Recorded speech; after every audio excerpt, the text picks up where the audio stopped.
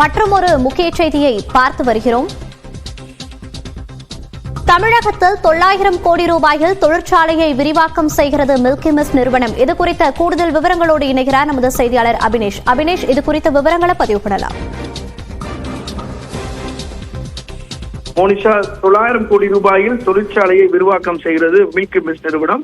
ஏற்கனவே 1777 கோடி ரூபாய் முதலீட்டிற்கு தமிழக அமைச்சரவை ஒப்புதல் அளித்த நிலையில முதற்கட்டமாக 900 கோடி ரூபாயை இந்த நிறுவனம் முதலீடு செய்ய இருக்கிறது. பெருந்துறையில் உள்ள தொழிற்சாலையை 2.26 லட்சம் சதுர மீட்டர் பரப்பளவில் விரிவாக்கம் செய்யக்கூடிய திட்டம் என்பது நடைபெற இருக்கிறது.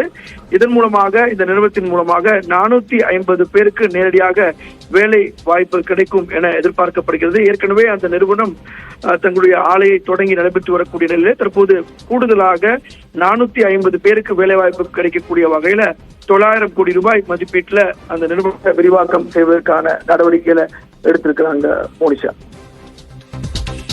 விவரங்களை பதிவு செய்தமைக்கு நன்றி அபினேஷ்.